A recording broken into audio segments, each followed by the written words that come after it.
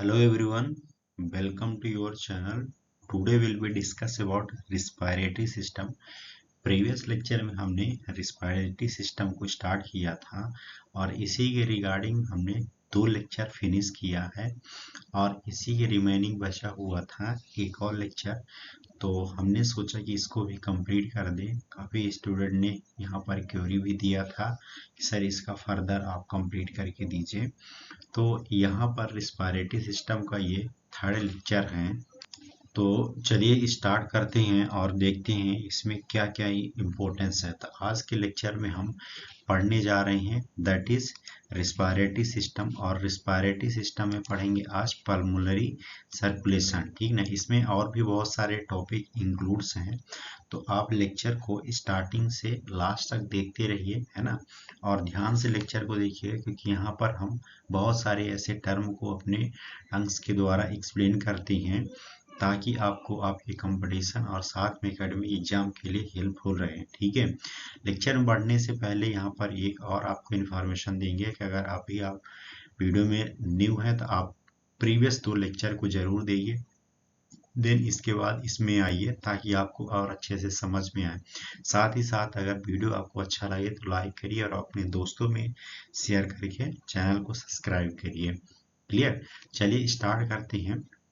बात करते हैं यहाँ पर हम पल्मोनरी सर्कुलेशन। देखिए, अपने बॉडी में सर्कुलेशन जो होता है कई तरीके से होता है, लेकिन यहाँ पर अगर हम बात करेंगे रिस्पायरेटरी के रिगार्डिंग में, तो यहाँ पर जो सर्कुलेशन हो रहा है तो दैट इज पल्मोनरी। पल्मोनरी का मीन्स ही होता है लंग्स, मतलब कि जो लंग्स में सर्कुलेशन हो रहा है उसी को हम बोलते हैं पल्मोनरी सर्कुलेशन।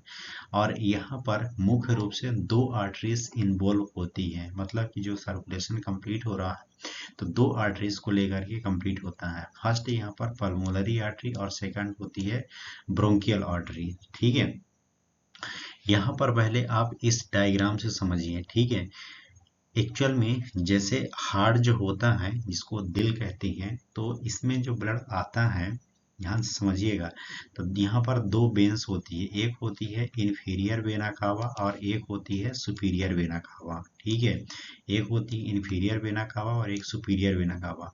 इन दोनों वेन से क्या होता है, डीऑक्सीजनेटेड ब्लड आता है। ठीक है, और ये डीऑक्सीजनेटेड ब्लड इंटर कर जाता है कहाँ पर, हार्ट में। ठीक है, अब हार्ट से यहाँ पर जो ब्लड इंटर किया, अब यहाँ पर हार्ट का फंक्शन एक्सप्लेन नहीं करेंगे, हम डायरेक्ट सर्कुलेशन की बात करेंगे। जैसे ये दोनों वेना के आवाज से ब्लड हार्ट में इंटर करेगा तो यहाँ से होते हुए जो एक यहाँ पर एक पल्मोनरी आर्टरीज होती है। ठीक है, तो ये पल्मोनरी आर्टरीज से होते हुए यहाँ राइट और लेफ्ट लंग्स में इंटर कर जाता है। अब ये जो राइट और लेफ्ट लंग्स में इंटर कर रहा है तो ये पल्मोनरी आर्टरीज के थ्रू कर रहा है, इसी को हम यहाँ पर पल्मोनरी सर्कुलेशन कहते हैं। अब ये लंग्स में जाएगा ब्लड और लंग्स में क्या करेगा, इसका यहाँ पर प्रेजेंट होती हैं इसके लास्ट वाले पार्ट्स में एल्वोलाई। ठीक है, अब ये एल्वोलाई जो सेक होती है यहाँ पर इसको फिल्टर करेगा, फिर से ये पल्मोनरी वेन के थ्रू हार्ट में आएगा और हार्ट से पल्मोनरी वेन के थ्रू फिर ये पूरे बॉडी में ये एओर्टा के थ्रू सर्कुलेट हो जाता है। क्लियर, यहाँ पर वही पॉइंट बताया है कि पल्मोनरी आर्टरीज में क्या हो रहा है कि जो पल्मोनरी आर्टरी का ओरिजिन राइट वेंट्रिकल से होता है। ठीक है, कहाँ से हो रहा है, राइट वेंट्रिकल से हो रहा है। पल्मोनरी आर्टरी डीऑक्सीजनेटेड ब्लड को लंग्स तक ले जाने का काम करती है। ठीक है, ओरिजिन के बाद पल्मोनरी आर्टरी राइट और लेफ्ट ब्रांचेस में डिवाइड हो जाती है। वही चीज जो अभी हमने बताया, ये जो राइट और लेफ्ट ब्रांचेस में डिवाइड हो जाती है। राइट ब्रांच राइट लंग्स में इंटर करती है और लेफ्ट ब्रांच लेफ्ट लंग्स में इंटर करती है। क्लियर, लंग्स में इंटर करने के बाद ब्रांच स्मॉल वेसल्स में डिवाइड होती है और स्मॉल वेसल्स कैपिलरीज में कन्वर्ट हो जाती है और ये कैपिलरीज एल्वोलाई के कांटेक्ट में आकर गैस एक्सचेंज का कार्य करती है। ठीक है, समझिएगा पॉइंट यहाँ पर। ये यहाँ से ब्लड आया, पहले हम इसको इरेज करते हैं तब आपको अच्छे से समझ में आए। बहुत ही इंपॉर्टेंस है इसके रिगार्डिंग में, यहाँ से क्वेश्चन बनता ही है।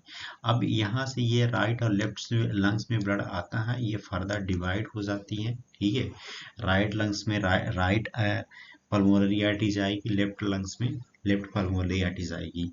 ये दोनों डिवाइड हो करके यहाँ पर प्रेजेंट होती है एल्वोलाई, और एल्वोलाई ये एल्वो कैपिलरीज में कन्वर्ट हो जाती है और यहाँ पर ही ब्लड का एक्सचेंज होता है। क्लियर, इतना आप इसकी में समझ गए। आगे पॉइंट समझिए, bronchial arteries. Bronchial arteries descending thoracic aorta की ब्रांच होती है जो कि लंग्स के स्ट्रक्चर को एओर्टियल मतलब ऑक्सीजनेटेड आर्टियल यानी ऑक्सीजनेटेड ब्लड पहुंचाने का काम करती है। यह ब्रोंकियल्स दो वेन्स के मतलब दो ब्रोंकियल वेन्स लंग्स के स्ट्रक्चर से वेन्स ब्लड और ड्रेनिंग का काम करती है। ठीक है, इससे आप समझ गए होंगे कि रिपीट करता हूं मैं, यहाँ से सुपीरियर वेना कावा है और ये इन्फीरियर वेना कावा है।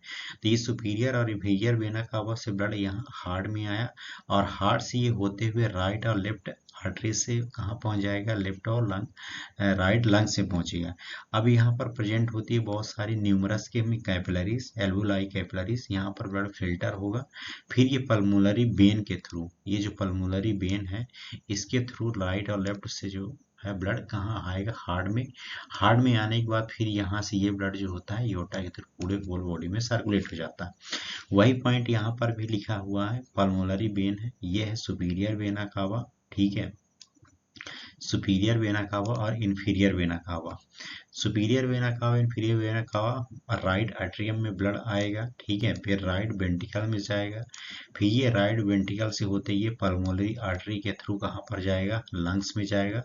लंग्स इसको फिल्टर करेगा और ये पल्मोनरी वेन्स में जाएगा और ये पल्मोनरी वेन से होते हुए लेफ्ट आर्टरियम में आएगा। लेफ्ट आर्टरियम के बाद लेफ्ट वेंट्रिकल में जाएगा, फिर ये डोर्सल एओर्टा में जाएगा और फिर पूरी ये होल बॉडी में सर्कुलेट हो जाएगा। क्लियर। तो अब यहाँ पर एक और पॉइंट आपको एक्सप्लेन करेंगे। सबसे पहले इसको हम इरेज करते हैं तब आपको समझ में आएगा। देखिए यहाँ पर जो लंग्स में, ध्यान से समझिएगा, जो लंग्स में सर्कुलेशन हो रहा है उसको हम पल्मोनरी आर्टरी की पल्मोनरी सर्कुलेशन कहते हैं, और ये जो डोर्सल से पूरे होल बॉडी में सर्कुलेशन हो रहा है उसको हम सिस्टमिक सर्कुलेशन कहते हैं। इसको याद रखिएगा। क्लियर। आगे आइए, यहाँ पर भी वही पॉइंट बताया गया है जो अभी हमने एक्सप्लेन किया है। ठीक है, कि एओर्टा से यहाँ पर राइट एट्रियम, राइट वेंट्रिकल, फिर पल्मोनरी आर्टरी, लंग्स में गया, लंग्स में पल्मोनरी वेन, फिर से लेफ्ट आर्टियम, लेफ्ट वेंट्रिकल में जाएगा, वेना कावा में जाएगा, फिर रेस्ट इन द बॉडी में चला जाएगा। क्लियर। ये चार्ट अपने माइंड में रखिएगा ताकि अच्छे से समझ में आए। क्लियर। अब हम बात करेंगे नेक्स्ट यहाँ पर पल्मोनरी ब्लड प्रेशर के बारे में। ठीक है, पल्मोनरी सर्कुलेशन फिनिश होता है, pulmonary blood pressure. Pulmonary blood pressure में पल्मोनरी आर्टरी प्रेशर भी बोला जाता है इसको। इसमें तीन तरीके से प्रेशर इंक्लूड होते हैं। फर्स्ट होता है सिस्टोलिक प्रेशर, सेकंड होता है डायस्टोलिक प्रेशर और थर्ड होता है मीन आर्टियल प्रेशर, जिसको हम MAP भी बोलते हैं। ठीक है, जो सिस्टोलिक प्रेशर होता है ये 25 mmHg होता है, डायस्टोलिक प्रेशर 10 mmHg होता है और मीन आर्टियल जो प्रेशर होता है वो 15 mmHg होता है। क्लियर। इसको याद रखिए कहीं क्वेश्चन यहाँ से जनरेट होता है कंपटीशन के रिगार्डिंग। पल्मोनरी कैपिलरी प्रेशर की अगर बात करेंगे, ठीक है, तो इसका लगभग जो होता है 7 mmHg होता है। ये टोटली किसका था, आर्टियल का था। ठीक है, ये पल्मोनरी वेन कैपिलरीज की। पल्मोनरी कैपिलरीज का जो प्रेशर होता है लगभग 7 mmHg होता है। याद रखिएगा, क्वेश्चन पूछा जाता है। This pressure is sufficient for the exchange of the gases between the alveoli and the blood. Blood और एल्वोलाई के बीच में इतना प्रेशर इसके लिए सफिशिएंट होता है एक्सचेंज होने के लिए। ठीक है, वही पॉइंट यहाँ पर हिंदी में लिखा गया है, आप पढ़ सकते हैं। क्लियर। आगे समझते हैं मैकेनिज्म ऑफ द रिस्पायरेशन। यहाँ से कुछ बच्चे क्वेश्चन में ये थे सर इसका मैकेनिज्म पढ़ा दीजिए, साइकिल में पढ़ा दीजिए, तो उसी के रिगार्डिंग हम बात कर रहे हैं। इसमें मुख्य रूप से देखा जाए तो 2 फेज इंक्लूड होते हैं। फर्स्ट यहाँ पर होता है इंस्पायरेशन, सेकंड होता है एक्सपायरेशन। ठीक है, इंस्पायरेशन और एक्सपायरेशन नाम से पता चल रहा है। इन का मतलब क्या होता है, इनसाइड अंदर साइड। एक्स का मतलब क्या होता है, एग्जिस्ट होना, मतलब कि बाहर की ओर निकलना। ठीक है, तो कोई चीज अगर आप इनटेक कर रहे हैं उसको हम क्या बोलेंगे, इंस्पायरेशन। अब कोई चीज मतलब यहाँ पर नहीं, यहाँ पर डाट किसकी बात करेगा, एयर की बात करेगा। ठीक है, और एक्सपायरेशन मतलब कि कोई चीज एक्सिट हो रही है, मतलब कि बाहर निकल रही है, उसका निकास हो रहा है। तो इंस्पायरेशन के समय थोरेसिस कैविटी और लंग्स एक्सपांड होते हैं। यहां से पॉइंट का क्वेश्चन पूछा गया था, याद रखिएगा। ठीक है, कि पूछा था क्वेश्चन यहाँ से कि इंस्पायरेशन में थोरेसिस कैविटी यही लंग्स एक्सपांड होता है कि कंट्रास्ट होता है, तो ये एक्सपांड होता है। ठीक है, जिसमें एयर लंग्स में इंटर करती है। और नॉर्मल कंडीशन में जो कि इंस्पायरेशन होती है तो एक तरह की एक्टिव प्रोसेस होती है। एक्टिव प्रोसेस का मतलब कि आप एयर को क्या कर रहे हैं, इनटेक कर रहे हैं। ठीक है, जबकि एक्सपायरेशन में क्या हो रहा है, एक्सपायरेशन के समय थोरेसिस कैविटी का साइज रिड्यूस होता है तथा लंग्स रिकॉइल होता है, मतलब कि लंग्स जो होता है अंदर की ओर जाता है, जिससे एयर लंग्स से बाहर निकल जाती है। और यह नॉर्मल कंडीशन में जो इंस्पायरेशन होता है ये पैसिव प्रोसेस होता है। क्लियर, आप इस डायग्राम से समझिए। ब्रीथिंग इन का मतलब क्या है, इंस्पायरेशन, मतलब सांस हम अंदर की ओर ले रहे हैं। और ब्रीथिंग आउट का मतलब क्या होता है, एक्सपायरेशन, मतलब सांस को हम बाहर की ओर निकाल रहे हैं। यहाँ पर एरो से भी आप समझ सकते हैं। ठीक है, तो यहाँ पर क्या हो रहा है, चेस्ट एक्सपांड हो रहा, मतलब कि जैसे अगर आप सांस लेंगे तो चेस्ट क्या हो रहा है, फैल रहा है, मतलब रिस्ट भी इसकी बाहर की ओर निकल रही। और डायफ्राम इसका क्या हो रहा है, कंट्रास्ट हो रहा। ध्यान से समझिएगा, यहाँ पर क्वेश्चन बहुत ही इंपॉर्टेंट जनरेट होता है कि ब्रीथिंग जब आप अंदर की ओर लेंगे, इंस्पायरेशन करेंगे, तो उस दौरान पर ये चेस्ट एक्सपांड होगा लेकिन डायफ्राम कंट्रैक्ट होगा। ठीक है, उसी दौरान अगर ब्रीथिंग आउट की बात करेंगे तो यहाँ पर चेस्ट आपका क्या हो रहा है, कंट्रैक्ट हो रहा है, और डायफ्राम क्या हो रहा है, रिलैक्स हो रहा है, मतलब एक्सपांड हो रहा है। क्यों, यहाँ पर देखिए आप।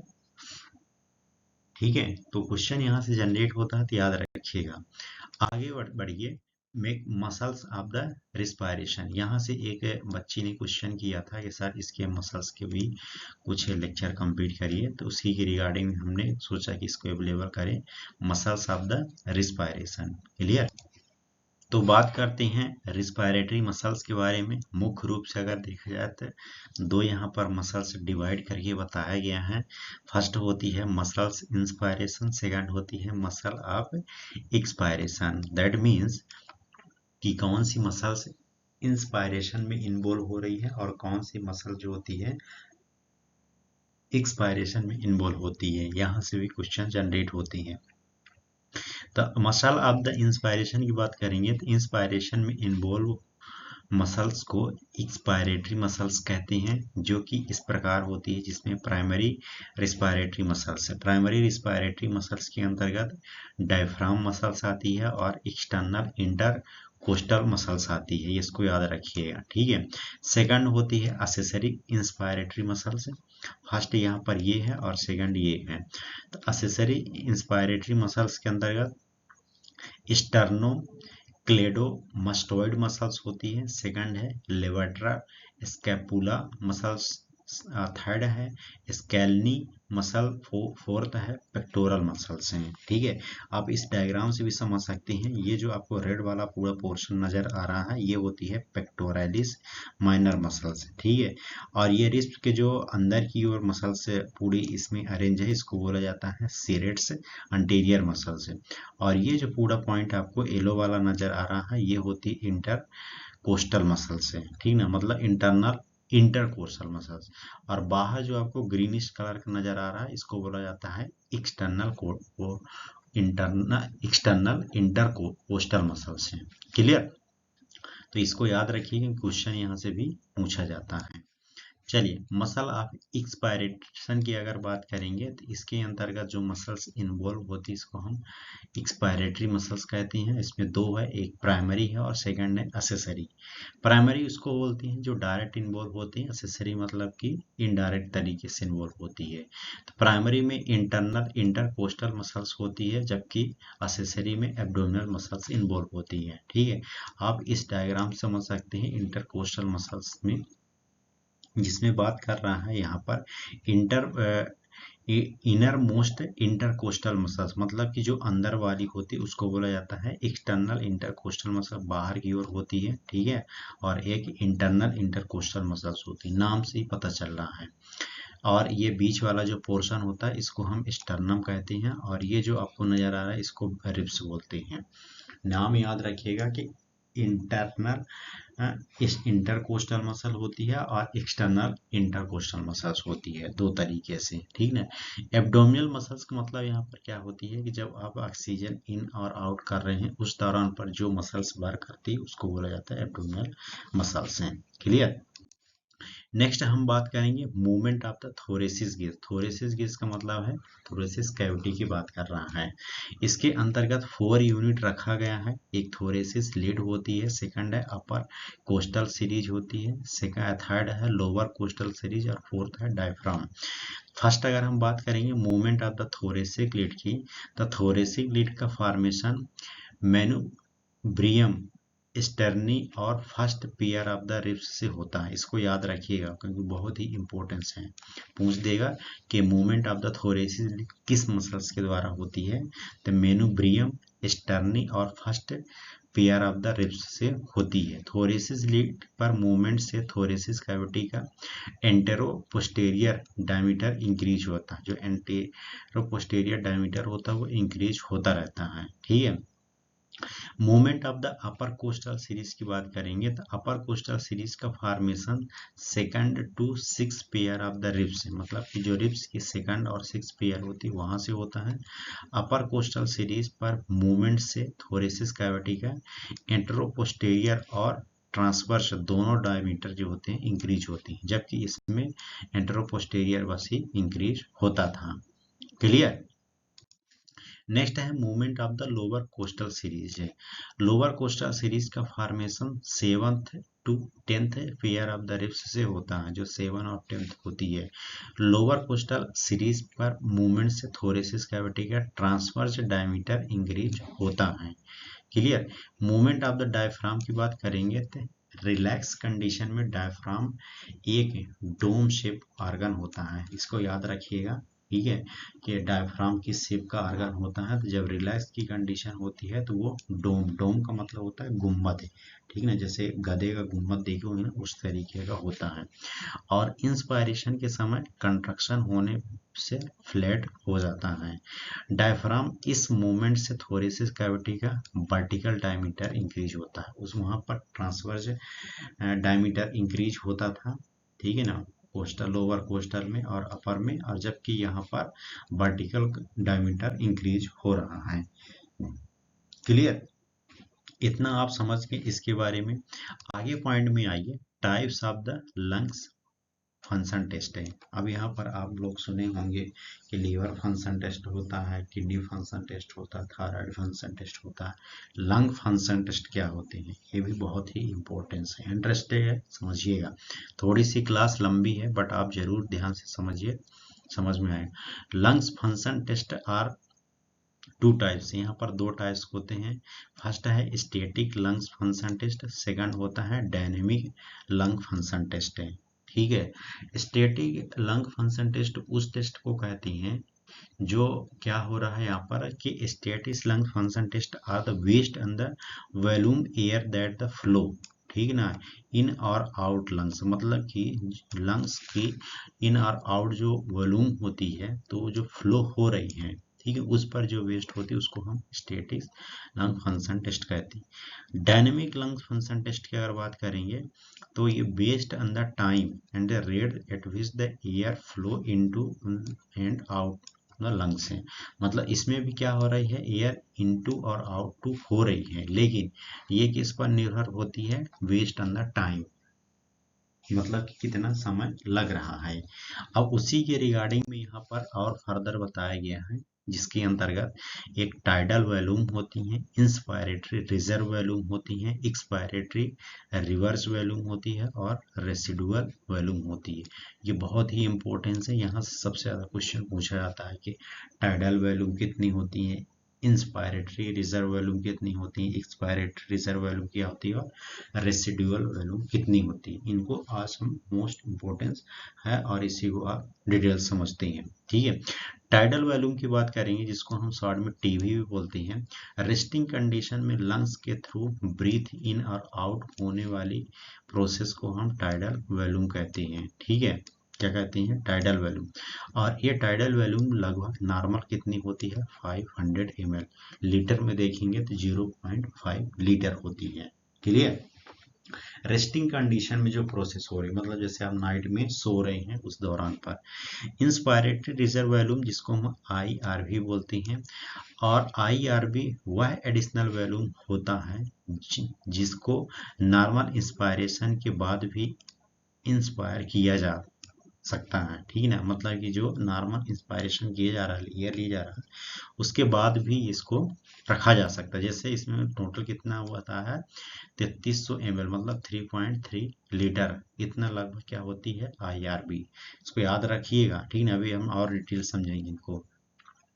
एक्सपायरेटरी रिजर्व वॉल्यूम की अगर बात करेंगे ERV की, तो ERV एयर का वह एडिशनल अमाउंट होता है जिसे नॉर्मल एक्सपायरेशन के बाद ही फोर्सफुली एक्सपायर किया जाता है। ठीक है ना, यहाँ पर ऐसा नहीं किया जाता था, जबकि इसमें फोर्सफुली किया जाता है। और ये लगभग कितनी होती है, 1000 ml, मतलब कि 1 लीटर। क्लियर।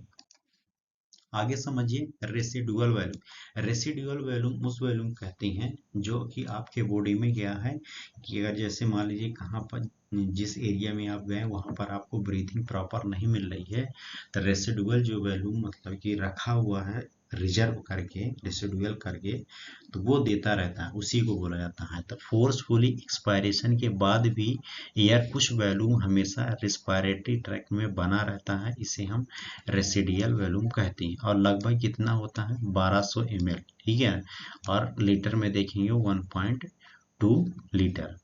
इतना आप समझ गए इसके रिगार्डिंग में। अब यहाँ पर हम बात करेंगे, एक और पॉइंट है लंग कैपेसिटी।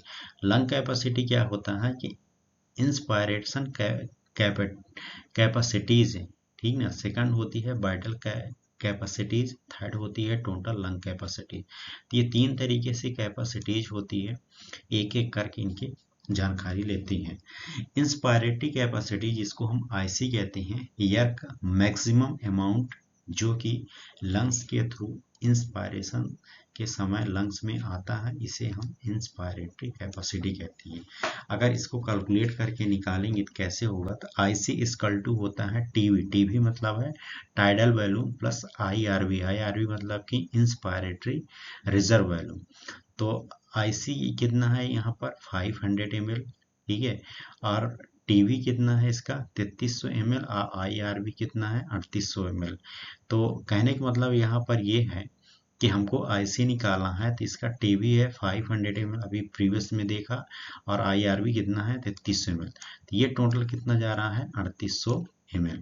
क्लियर। तो इसको याद रखिएगा, आपके कभी कभार पूछ देगा कि IC कितना होता है टोटल, तो 3800 ml होता है। आगे समझिए VC। ठीक है, जिसको हम वाइटल कैपेसिटी कहते हैं, एयर का वह वॉल्यूम जो कि फोर्सफुली इंस्पायरेशन के बाद लंग्स के द्वारा फोर्सफुली एक्सपायर किया जाता है, उसे हम वाइटल कैपेसिटी कहते हैं। ठीक है, अब इसके अंतर्गत होता क्या है कि अगर हमको VC निकालना है तो इसमें क्या क्या इन्वॉल्व होगा, IRB, TB और ERB। क्लियर। तो VC कितना होता है, VC IRB यहाँ पर 3300 ml है। ठीक ना, TB कितना है 500 ml, और ERB कितना है 1000 ml। तो ये टोटल कितना जा रहा है 4800 ml। क्लियर। TLC की अगर बात करेंगे, टोटल लंग कैपेसिटी, तो एयर का वह वॉल्यूम जो मैक्सिमम डीप इंस्पायरेशन के बाद लंग्स में प्रेजेंट होता है, उसी को हम क्या कहते हैं, तो है टोटल लंग कैपेसिटी। अगर टोटल लंग कैपेसिटी निकालना है तो इसके रिगार्डिंग में जितने भी हैं, ठीक है, उस सभी को यहाँ पर प्लस करना है आपको। IRV, TB, ERB और RV, मतलब कि inspiration, residual reserve volume, tidal volume, expiratory reserve volume और RV मतलब कि रेसिडियल वैल्यूम। तो टोटल कैसे निकालना है आपको, इस सभी को प्लस कर दीजिए। टोटल यहाँ पर जो है 6000 ml लगभग, मतलब कि 6 लीटर यहाँ पर टोटल लंग कैपेसिटी निकल के आएगा। क्लियर, इतना समझ गए इसके रिगार्डिंग में। यहाँ पर हम थोड़ी सी डिफ्रेंशिएट समझा देते हैं आपको, ठीक है, कि यहाँ पर इसका वैल्यूम दिया है और यहाँ पर इसकी कैपेसिटी दिया है, ठीक है, और यहाँ पर ये 0 दिया गया है और यह ऊपर की ओर 0 से लेकर के 6 तक है, और इधर भी आपको रहता है 35, 40 से 100 तक जाता है। ये टाइमिंग चलता रहता है और ये इधर वैल्यूम है, ठीक है। यहाँ से अगर ये ग्राफ चलता है, इसको हम बोलते हैं, तो ये 500 ml से चला है लगभग। तो IRB आपको 2500 ml देखने को मिलेगा यहाँ पर, ठीक ना। IC 3000 ml और VC 45 ml और TLC आपको 6000 ml जो अभी देखा, ठीक है। नीचे की ओर जाएगा ERB मतलब 1500 ml, रेसिडुअल 1500 ml और FCR मतलब होता है फंक्शनल रिजर्व कैपेसिटी, ये 3000 होती है लगभग। क्लियर, इतना इसको समझ के रखिएगा। साथ में यहाँ पर ये भी बता रहा है कि अगर IC निकालना है तो IRB और TB ऐड कर दीजिए तो IC निकल जाएगा। FRC निकालना है तो ERB और RB प्लस कर दीजिए तो ये निकल जाएगा, ठीक है। VC निकालना है वाइटल कैपेसिटी तो IRB, TB और ERB इन सभी को प्लस करिए, VC निकलेगा। और TLC निकालना टोटल लंग कैपेसिटी, तो इन सभी को आपको ऐड करना पड़ेगा तब जाके ये निकलेगा।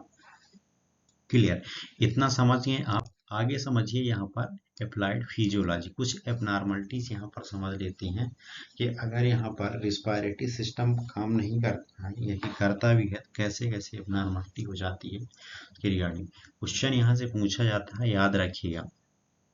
Apnoea, hyper ventilation, hypo ventilation, hypoxia, ठीक है।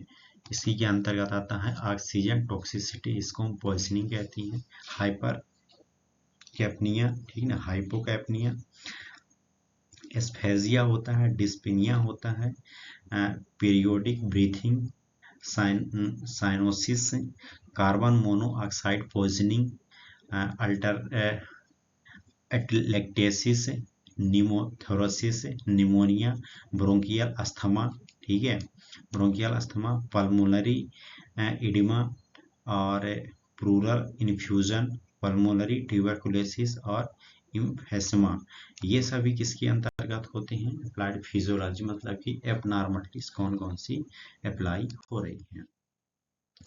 एपनिया की अगर हम बात करेंगे तो ये टेम्पोरेरी अरेस्ट ब्रीथिंग बोलते हैं, मतलब कि अचानक से ब्रीथिंग रुक जाए उसको हम क्या बोलते हैं, एपनिया। क्लियर, ब्रीथिंग का हुआ है टेम्पोरेरी स्टॉप हो जाना एपनिया कहलाता है, जिसमें ब्रीथिंग क्या हो रही है, एब्सेंट हो रही है।